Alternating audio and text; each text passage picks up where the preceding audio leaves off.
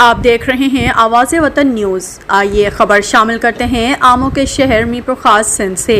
ہمارے bureau chief Mirpur خاص محمد انور شیخ عقاب کی رپورٹ کے مطابق کمشنر و صدر ہلال احمر ڈسٹرکٹ برانچ میرپور خاص ڈاکٹر رشید مسعود خان نے کہا ہے کہ ہنگامی حالات میں متاثرین کی امداد و بحالی اور غریب عوام کی مدد کرنے میں ہلال احمر کا کردار اہمیت کا حامل ہے، اس لیے ہلال احمر کی سرگرمیوں کو مزید وسیع و تیز کیا جائے۔ ان خیالات کا اظہار انہوں نے دربار ہال میں ہلال احمر ڈسٹرکٹ برانچ میرپور خاص کے ایگزیکٹو کمیٹی کے اجلاس کی صدارت کرتے ہوئے کیا۔ انہوں نے عہدیداران کو ہدایت کی کہ ہلال احمر کا ریکارڈ مکمل رکھا جائے۔ انہوں نے یقین دلایا کہ ہلال احمر کو درپیش مسائل حل کرائے جائیں گے۔ اجلاس میں ہلال احمر ڈسٹرکٹ برانچ کے چیئرمین ڈاکٹر سید رضی محمد، اعزازی سیکرٹری اظہر عباس اور نمائندہ سندھ رئیس احمد خان نے ہلال احمر کے اخراجات،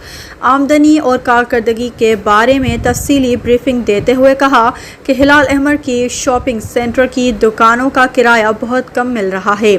اور کچھ دکاندار کافی عرصے سے کرایہ نہیں دے رہے ہیں اور نہ ہی دکانیں خالی کر رہے ہیں، جس پر ڈپٹی کمشنر نے اسسٹنٹ کمشنر میرپور خاص شہریار حبیب کی سربراہی میں ایک کمیٹی تشکیل دی جو شاپنگ سینٹر کا معائنہ کر کے دکانداروں سے ملاقات کرے گی اور قانون اور موجودہ ریٹ کے مطابق نیا کرایہ طے کرے گی تاکہ آمدنی میں اضافہ ہو۔